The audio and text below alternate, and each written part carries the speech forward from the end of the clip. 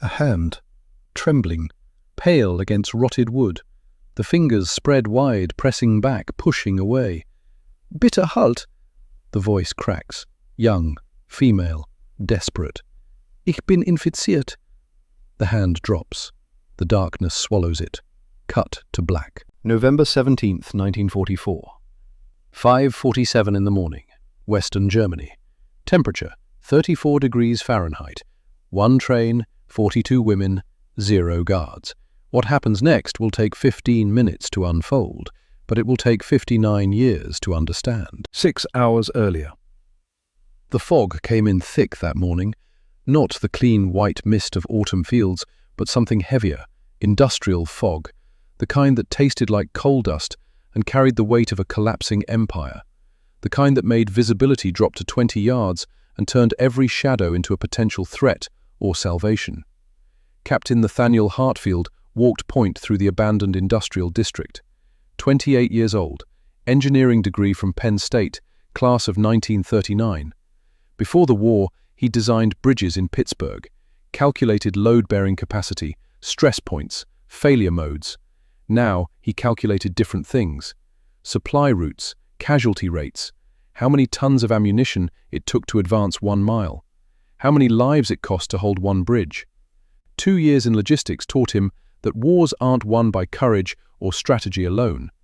They're won by the side that can move food, fuel, and ammunition faster than the enemy, by the side that maintains its supply chains when everything else collapses, by the side that remembers soldiers can't fight on empty stomachs and trucks can't run without fuel.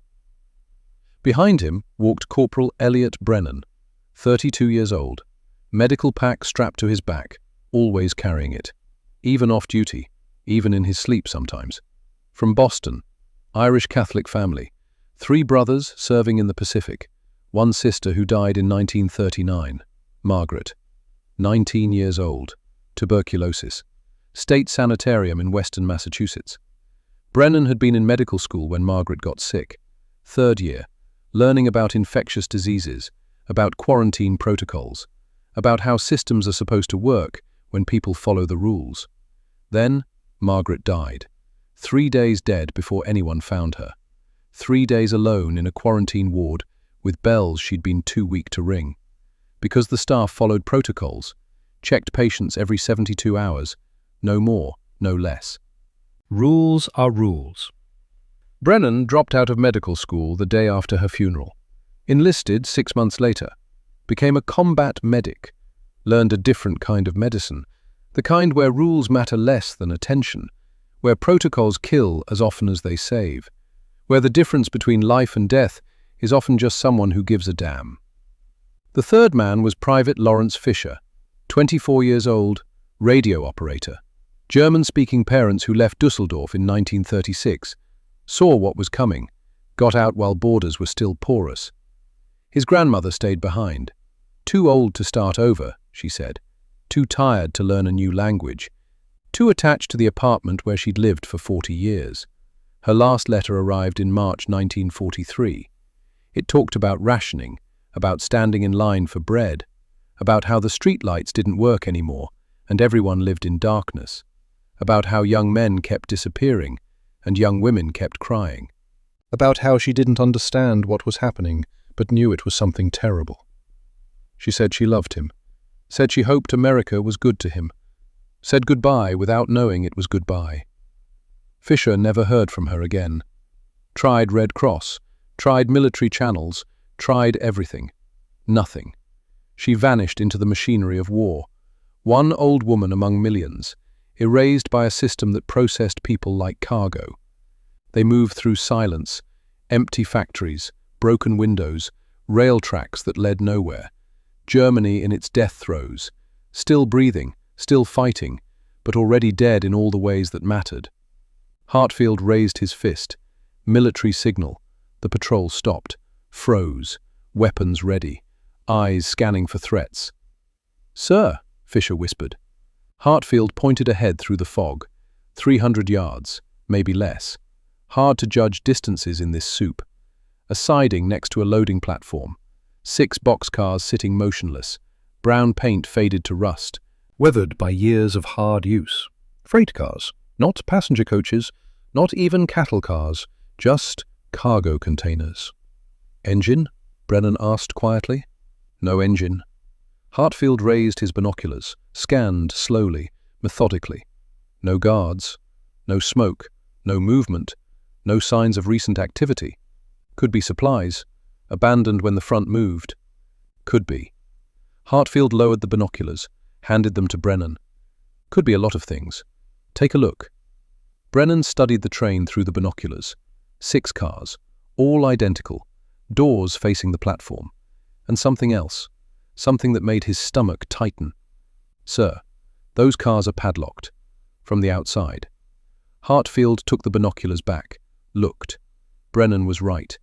Each door had a padlock, shiny, new, not rusted like everything else, recently installed, which meant recently locked, which meant something inside worth locking, or someone. Move up, cautiously, weapons ready. If this is an ambush, I want clean fields of fire. They approach slowly. 2 men ahead, 2 covering, 2 watching flanks, standard tactical movement. The fog muffled sound, made everything feel dreamlike, unreal, like walking through someone else's nightmare. The first boxcar's door faced them directly. Hartfield examined it up close. Standard freight car, probably built in the 20s, wood slats reinforced with metal. Ventilation slit near the roof, 6 inches wide, 2 feet long, enough for air but not escape. And below the handle, scratched into the wood with something sharp, German words. Fischer. The private leaned close, read the scratches. His face went pale. Typhus, nicht öffnen, typhus, do not open. The word hung in the fog like a curse. Typhus, the invisible killer, the epidemic disease, the nightmare every soldier feared more than bullets. Typhus spread in cramped conditions, in camps, in trains, in places where humans were packed together without sanitation. It killed indiscriminately. Soldier, civilian, victim, perpetrator. Typhus didn't care. Check the other cars, Hartfield ordered. They spread out, 1 man per car. Each reported back the same, padlocked from outside, warning scratched into wood. Typhus, contaminated, do not open. Some warnings in German, some in French, 1 in Polish, all saying the same thing. Danger, disease, death. But something else too. At car 3, Brennan heard it first. A sound, faint, rhythmic, not random, not mechanical, deliberate. 3 knocks, pause, 3 knocks, pause, 3 knocks. Captain, someone's alive in here. Hartfield moved to Brennan's position. They pressed ears against the wood. Cold, damp. The knocking continued, then stopped, then started again. Pattern, signal, message, not cargo settling, not wood contracting. Human, intentional. Then a voice, thin, weak, barely audible, but unmistakably human, unmistakably female, speaking German. Fischer, translate. The private pressed his ear to the door. Listen. Tears formed in his eyes, unbidden, unexpected. Sir, she's saying help, over and over. Hilfe, bitte, Hilfe. Help, please, help. How many voices? Fischer listened harder. Multiple, at least 5, maybe more, all female, all weak. Hartfield looked at his men, at the padlock, at the warning scratched into wood. The protocol was clear. Suspected disease meant quarantine, meant calling headquarters, meant waiting for medical corps with proper equipment, decontamination procedures, isolation protocols. That could take 24 hours, 48, 72, maybe more. But protocols were written for military situations, for soldiers, for combatants, not for civilians locked in boxcars calling weekly for help. Not for women who knocked 3 times and paused, and knocked 3 times again, like they'd been doing it for days, and knew no one was listening, but kept doing it anyway because what else was there to do? How long since anyone checked these cars? Hartfield asked. Brennan examined the padlock, the rust patterns on the door brackets, the weathering on the wood. Days, maybe a week. The lock is new, but everything else is old. These cars have been sitting here a while, and they're still knocking. Yes, sir. Hartfield made the decision that would echo through 59 years. Cut the lock. Sir, regulations. I know the regulations. Cut it. Brennan pulled bolt cutters from his pack. Standard equipment. For wire, for chain, for padlocks when necessary. The blades bit through the shackle. Sharp crack. The lock fell to the gravel, loud in the fog. Final. Hartfield gripped the door handle. Heavy, stiff, rusted from disuse. Required both hands, all his strength. Everyone back 3 yards. Brennan, Fisher, get masks on. Weapons ready in case this is a trap. On my count. 3, 2, 1. He pulled. The door screamed. Metal on metal. Decades of rust breaking free. It moved 6 inches. Stopped. Gap of darkness. And the smell hit like a physical force. Not death exactly, but close. Waste, sickness, sweat, urine, feces. The smell of human bodies pushed beyond the limits of hygiene, beyond dignity, beyond anything recognizable as civilization. Brennan gagged through his mask. Fisher turned away. One private vomited into the gravel. Hartfield pulled harder, arms straining, back arching. The door moved. Wider, wider. Light spilled into darkness. Grey light, fog light. But after darkness, even that was blinding. And then he saw them. 7 women. Not soldiers, not prisoners in uniforms, just women, civilians, wearing coats and dresses and skirts that had become rags. Some sitting upright but swaying, eyes unfocused. Some lying motionless, breathing shallowly. One woman near the door scrambled backward when light hit her, dragging herself, legs not working properly, muscles atrophied. And in the back, pressed against the wall, the woman who'd been knocking. Mid-20s maybe, hard to tell. Her hair had been cut short, unevenly, by someone who didn't care or didn't have proper tools. Her face was all angles, cheekbones jutting, skin stretched tight over skull, eyes sunken deep, lips cracked and bleeding, the face of someone dying slowly. She raised her hands, palms out, shaking uncontrollably. Bitte halt, ich bin infiziert. Please stop, I'm infected. Fisher translated, though Hartfield understood enough. 2 years in Germany, you learn the important words, the life and death words. The woman kept talking, faster, desperate, German pouring out between gasps. She says don't touch her, says she has typhus, says we'll die if we come closer. Sir, she's begging us not to help her. She's begging us to close the door and leave. Hartfield stared. 2 years of war. He'd seen surrender, seen prisoners beg for mercy, seen civilians plead for food. But never this. Never someone so afraid of rescue they pushed it away. Never someone who believed help would kill her helpers. Behind the woman, the others repeated the word. Infiziert. Infiziert. Infected. Some whispered, some cried. One older woman sat motionless, catatonic. 2 women lay against the wall, one breathing, one not. Brennan pushed forward, professional instinct overriding caution. The woman recoiled, tried to press through solid wood. Don't, she said in broken English, heavily accented. Don't touch, please. I'm infected. You die. Brennan pulled his mask down. Let her see his face. Miss, I'm a medic. I need to examine you. No. Typhus.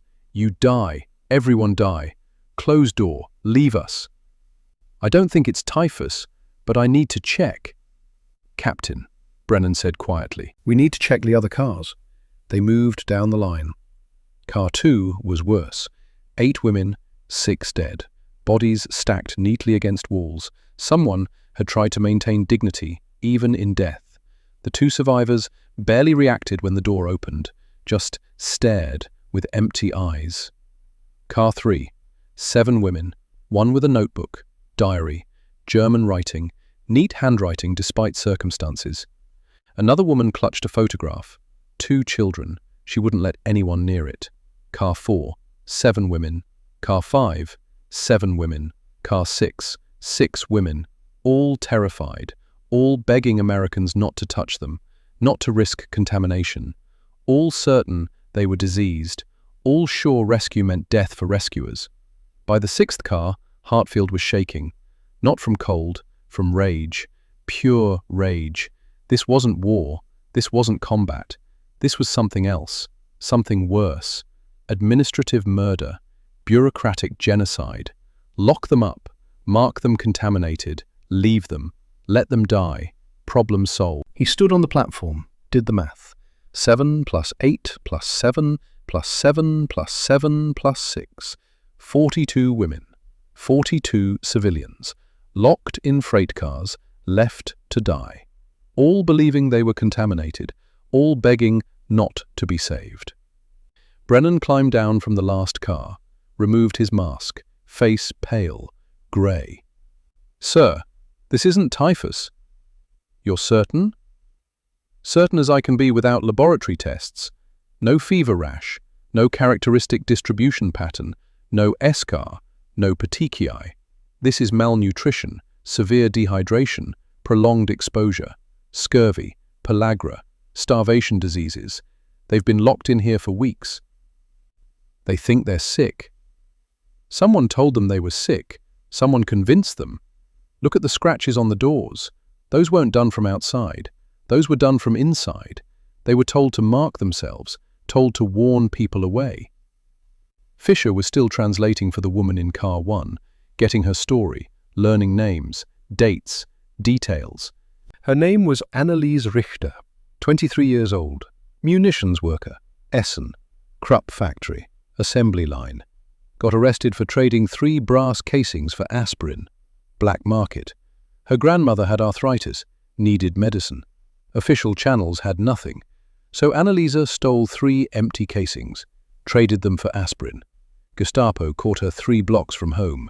Holding facility, 2 days. No charges, no trial. October 28th, guards put her on a train, told her relocation, told her west, told her safer, told her she could write her grandmother after arrival. That was 20 days ago. "How long in the car?" Hartfield asked. Anneliese looked at him, really looked, trying to determine if this was real, if he was real, if any of this was happening, or if she was hallucinating from hunger.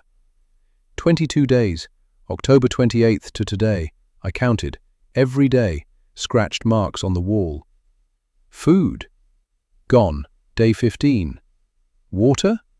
Gone, day 18. Guards? Left, day 17. They said... She stopped, swallowed. It looked painful. They said we were contaminated. Typhus outbreak. Said anyone who opened the doors would die. Said medical team would come, with protective equipment. But no one came. No one ever came. She looked at Hartfield with eyes that had forgotten hope. "You should go. Close the door. We're infected. We'll kill you. We're contaminated. We're poison. Please go." Brennan knelt, slowly, non-threatening, professional. "Miss, may I examine you?" "No, don't touch. Typhus."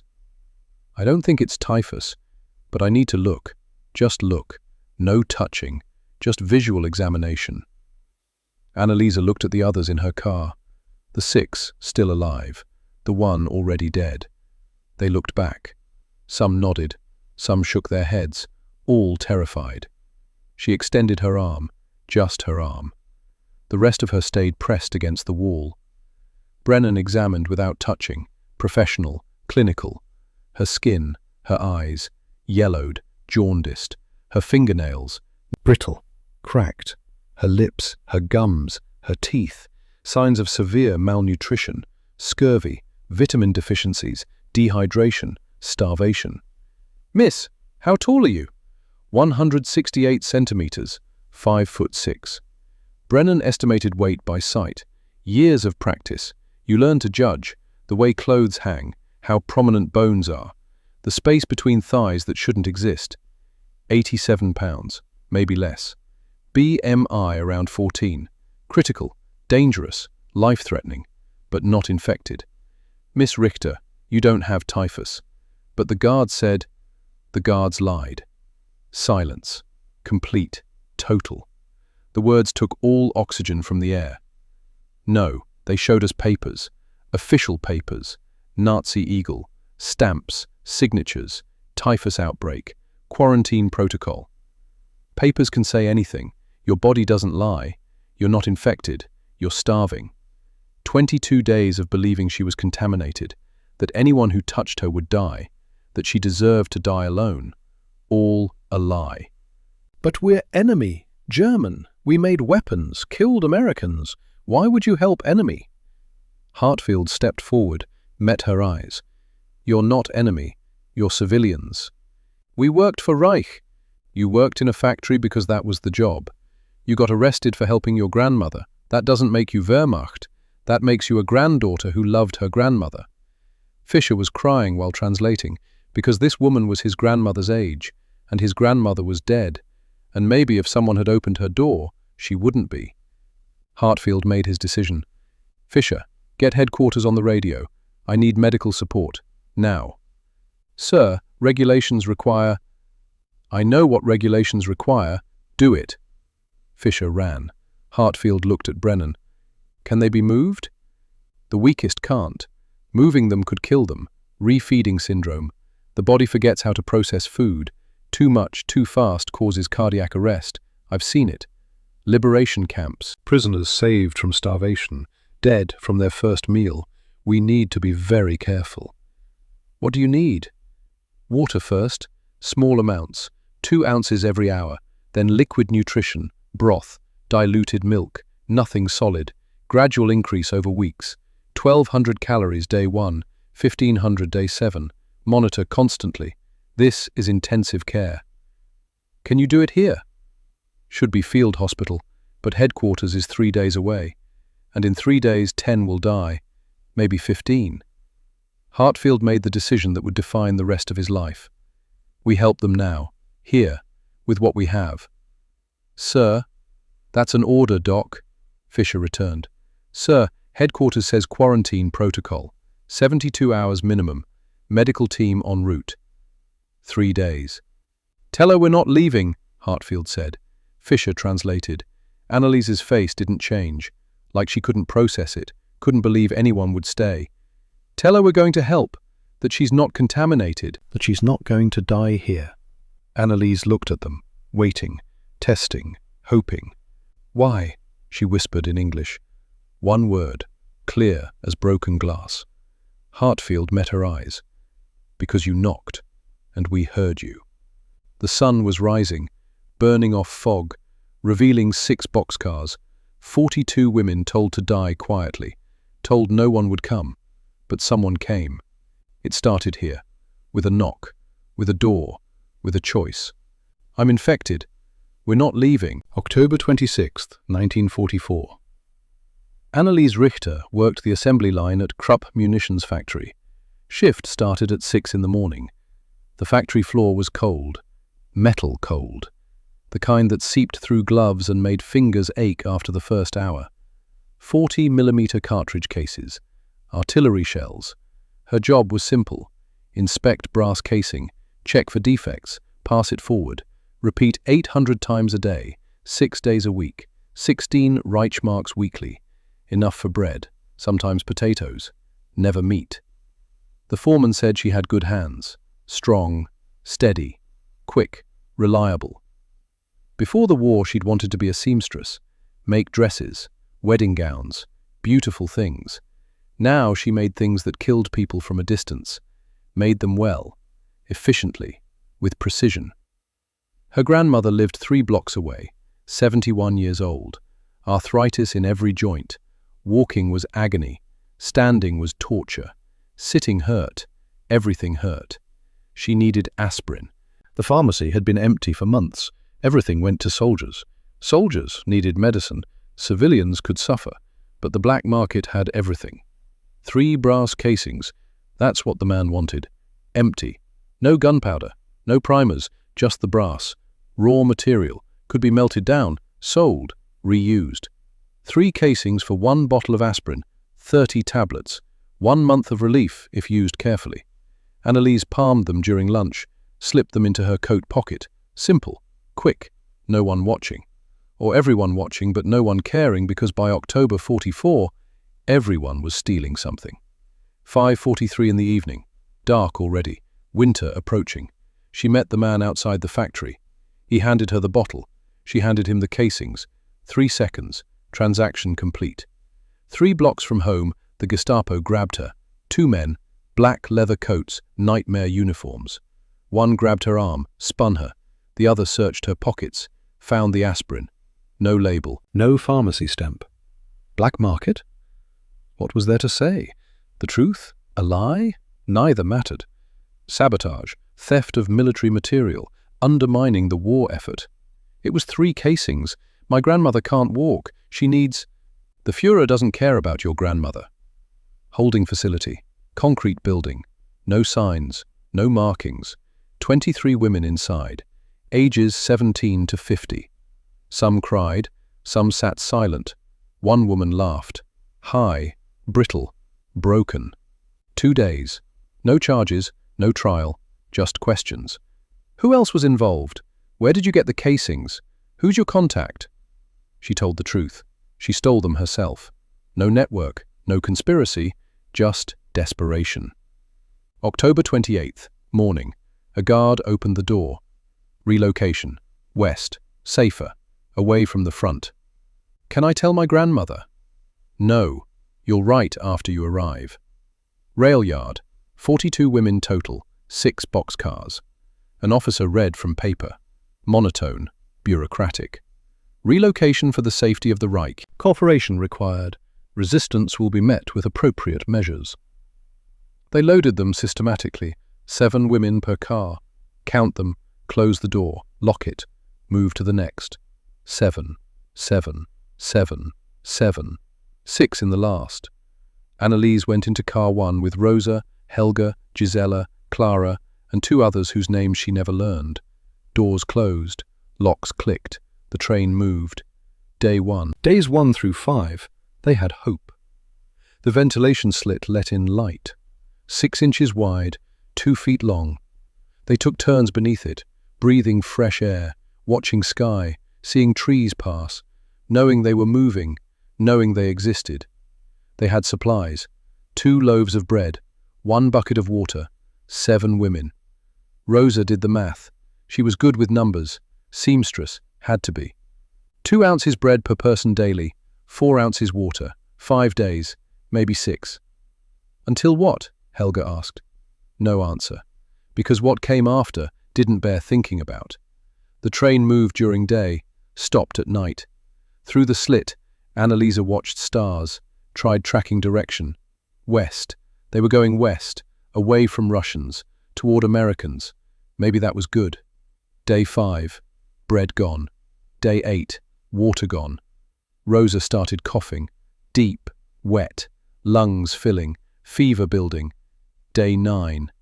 Anneliese did the math. 105 calories per day. Body needs 1200 minimum. Not enough. Not close. Starvation rations. Day 12. Rosa died. Morning. Cold. They moved her to the corner, covered her with someone's coat, tried not to look. That night, Anneliese heard guards outside. How much longer? Until the front stabilizes. And if it doesn't? Then we leave them. They're civilians. Doesn't matter anymore. Day 17. The guards left. Morning. Silence. No boots, no voices. Through the slit, empty tracks. Abandoned. Forgotten. At noon, paper slid under the door. Official. Nazi eagle watermark. Clara read it aloud. Achtung! Typhus outbreak. Contaminated cargo. Do not open. Quarantine protocol in effect. We don't have typhus, Gisela whispered.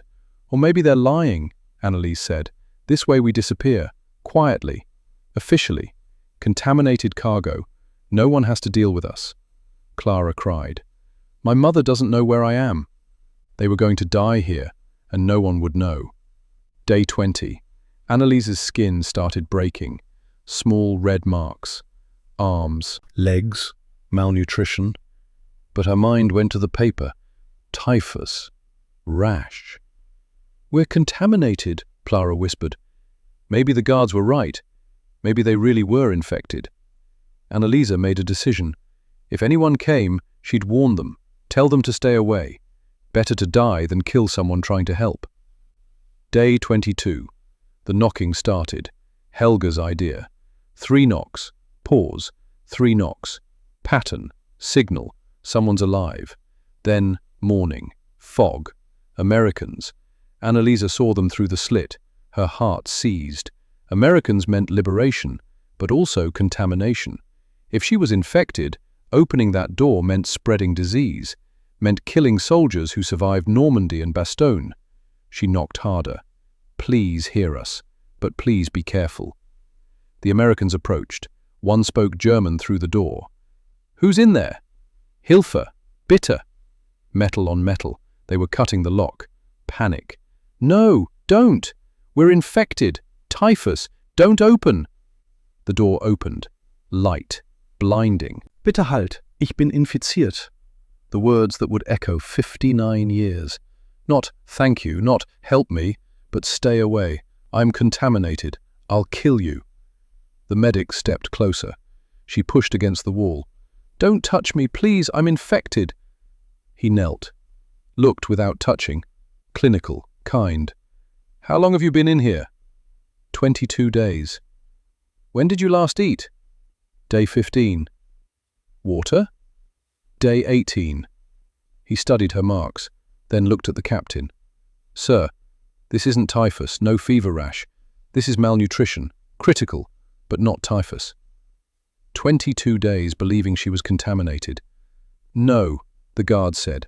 Official paper. The guards lied. If they lied about typhus, what else? Everything. Every promise, every order, every anthem, everything. I made bullets that killed Americans. Why help me? The captain, calm, certain. You made bullets because that was the job. You got arrested helping your grandmother. That doesn't make you my enemy. That makes you human. Human. Foreign word. Later that afternoon, Fischer found a document in car 2. Wehrmacht stationery, dated November 15th, 2 days before the guards left. Disposal protocol, classified. Not relocation. Disposal. They were being erased, locked in, marked contaminated, left to die, official, stamped, approved. This goes to war crimes, Hartfield said. Annalisa watched Americans document everything, like she mattered, like her name meant something. For 22 days. Will we survive? But the real question, will anyone see us? The Americans saw her, documented her, refused to let her become a statistic. Brennan held out his canteen. Water. Real. She whispered, I'm infected. He said, No, you're not. The sun rising, and Annalisa Richter understood. The contamination wasn't in her blood. It was in the lie. Water. That's what Annalisa remembered most. Not the taste, but the weight. 8 ounces. Half a pound. The heaviest thing she'd held in weeks. Brennan gave instructions. 2 ounces now. Wait 10 minutes. 2 more. Your body forgot. We teach it again. 42 women drinking for the first time in 4 days. Some vomited. Bodies rejecting what they needed. Brennan moved between cars, checking vitals, documenting everything. When he reached Annalisa, he pulled out his notebook. Annalisa Richter, 23, 5'6", weight estimate, 87 pounds, BMI 14.1, critical malnutrition. How bad? Critical, but recoverable, if we're careful. Hartfield was on the radio. 42 civilians, severe malnutrition, request medical support, evidence of war crime, disposal protocol. Static. Captain, quarantine protocol requires 72 hours. Medical team en route. 3 days. Sir, Brennan said, in 72 hours, we'll lose 10. Maybe 15. Hartfield made his decision. Fisher, tell them we're implementing emergency medical protocol. Authorization Captain Hartfield. Supply drop within 6 hours. Not a request. Sir, they'll court-martial. Let them, people first. Annalise watched. The captain breaking rules. For them. Why? She asked Brennan. He didn't look at her. Had a sister, Margaret, 19, tuberculosis, sanitarium. They had rules, checked patients every 72 hours. By the time someone found her, she'd been dead 3 days, because everyone followed rules. He looked at her then.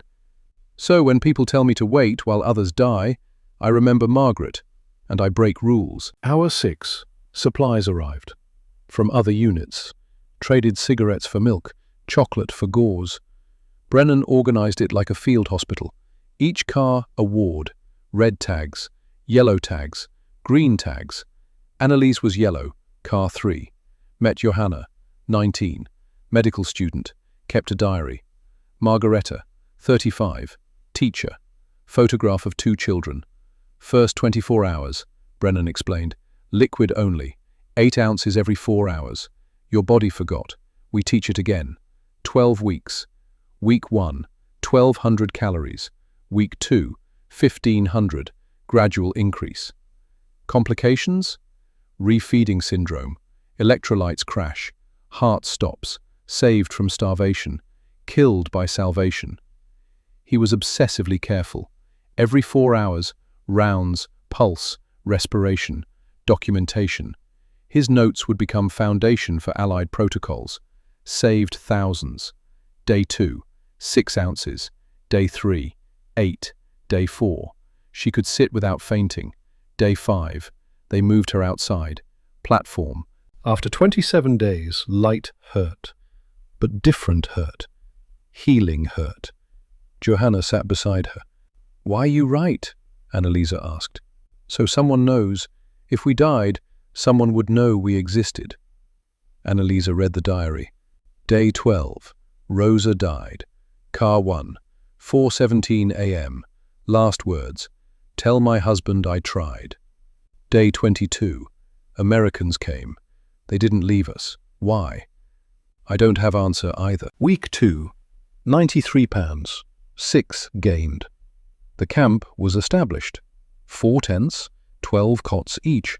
Meal times, medical checks, efficiency. Annalisa started helping. Small tasks, holding bowls, fetching water, translating, being useful. Brennan noticed, you should rest. I rest too much. I forget how to be useful. She became his assistant, learned vitals, recognition of warning signs, logging data. You're good at this, he said. Good at following instructions. No, good at seeing people. That's instinct. You should be nurse someday. Then came the radio message. Week 2, Day 11. Official, command. Captain Hartfield. Cease unauthorized treatment. Transfer to POW facility. Report for disciplinary review. Hartfield read it. Picked up transmitter. Command, negative on transfer. These are civilians, not POWs. Medical protocols continue. Will report when patient stable, not before. Hartfield out. Fisher stared. Sir, that's insubordination. That's medicine, Annalisa heard. Asked what it meant. The captain refused orders. To keep helping you, he'll face consequences. An American officer risking everything. For German women. For her. Because it was right. Week 4. 102 pounds. Annalisa found Helga refusing to eat. Tray full, untouched. Helga, you need to eat. Can't. Every time I reach for food, I remember day 15. The feeling of knowing there would be no more. I'm afraid if I eat this, it will run out again. PTSD. Body remembering trauma. Look at me. I was same. Same car, same fear. But Brennan taught me something. The train was real. But this is real too. We choose which real we live in. How? 1 bite. You don't have to believe it's safe. Just take 1 bite, then another, until belief catches up. Helga picked up the spoon, took 1 bite, then another. Annalisa sat with her through the meal, just present, just witnessing. Later, Brennan found her. Heard what you did with Helga. I just sit. You helped her choose life over fear. That's everything. Week 6, 104 pounds. Late evening, Hartfield on the platform with his clipboard. 42 names, columns of numbers. Annalise sat beside him. Why precision matter for us? Systems require documentation. Precision saves lives. But why you care? We are enemy. Had a professor, Dr. Morrison, taught us systems are only as good as people who maintain them. This war? System failing. You 42? You were bolts nobody checked. Someone had to check. But we worked for Reich. You're civilians. Big difference. You worked in factory because that was the job. Got arrested for helping grandmother. That makes you victim. I can help victims without forgiving the system. I still dream I'm in train, every night. The contamination wasn't real, but the fear was. Fear doesn't need truth, just repetition.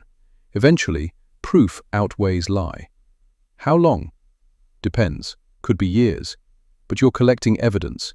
Every day, every meal, every pound. Eventually, the lie loses power. Week 12, February 10th, 45, 118 pounds.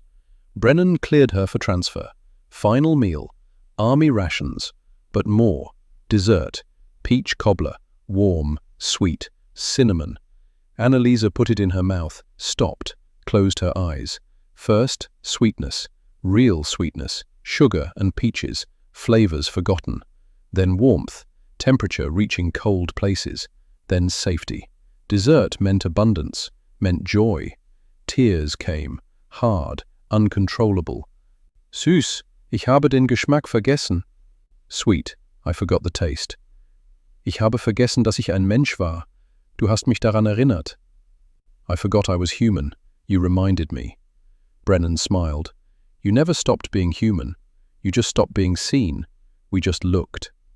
She picked up the spoon. Standard issue, 8 inches. Can I keep this? The spoon? Yes, to remember. This spoon reminds me. Someone saw me. Someone stayed. Hartfield nodded. It's yours. The most valuable thing she would ever own. Morning, February 11th. Departure. 42 women, 1 bag each, ready. Hartfield shook her hand. Miss Richter, take care. Captain Hartfield, thank you for seeing us. Brennan appeared. Doc, your sister would be proud. You saved 42 lives, but also humanity. Medical treatment kept you alive. Humanity gave you reason to stay alive. Both matter. She climbed into the truck, looked back. Hartfield, Brennan, Fisher, the boxcars, empty now, just evidence. She touched the spoon, metal cool, real, proof she existed. Epilogue. Annalisa Richter lived 59 more years. 46. Returned to Essen. Grandmother dead. Malnutrition. January 45. Never got the aspirin. Worked construction. Found 2 cousins. Started over. 52. Married Karl. Veteran. Lost leg at Stalingrad. Understood surviving. 3 children. Wolfgang. Petra. Hans. Told them about Americans who broke rules. About a spoon. 63. Age 42. Nursing school. Inspired by Brennan. Graduated. Worked rural clinic. 25 years. Specialized malnutrition. Never lost a patient to starvation. Not one. 72. Found Brennan's address. Wrote him. Dear Corporal Brennan, November 1944. The train. I'm infected. You said, no, you're not. Those 3 words saved my life. I became a nurse because of you. Thank you. Annalisa. Brennan wrote back. 26 years of letters. 88. Retired. Donated diary and spoon to Munich Historical Archive. Note: for anyone who feels contaminated, you are not. Someone will see you, I promise. A.R. 95. Medical Conference, Munich. Brennan guest speaker. His documentation published Military Medicine Journal. Standard procedure. Saved thousands. They attended together, 74 and 83. 8 peach cobbler. She'd made it. First time in 50 years. How does it taste? Sweet, but different. Now I know what sweetness means. Freedom, hope, being seen. 2003, March 14th. Annalise died, 82, surrounded by family. One letter from Brennan. Thank you for knocking. You saved more lives than I ever did. Rest well. Elliot. 2008, November 20th. Elliot Brennan died, age 96. Funeral attended by 17 he'd saved, including Johanna and Helga, both alive because he broke rules. Today, New Orleans, National World War II Museum. 2024, glass case, second floor, 2 objects. A spoon, U.S. Army, 1944, 8 inches, tarnished, bent handle. A diary, 73 pages, German. 1 question. Day 22. Americans came. They didn't leave us. Why? Placard. Annalise Richter's spoon and Johanna Drescher's diary. This spoon was used during Mrs. Richter's recovery. She kept it 59 years. Her note, this spoon taught me I could still taste sweetness, that I was still human, that someone saw me when I couldn't see myself. Mrs. Richter, 1921 to 2003, factory worker, nurse, mother, part of 42 German women rescued November 1944. All 42 survived due to protocols by Captain Nathaniel Hartfield and Corporal Elliot Brennan. These became standard, credited with saving 8,000-plus prisoners 1945 to 1960. Captain Hartfield, 1916 to 2001, disciplinary review. Charges dropped May 1945. Bronze Star. Corporal Brennan, 1912 to 2008. Medical logs published, Military Medicine Journal, Volume 12, 1955. Mrs. Richter worked as nurse, 1963 to 1988. Final words. Tell them the contamination was a lie. Tell them someone stayed.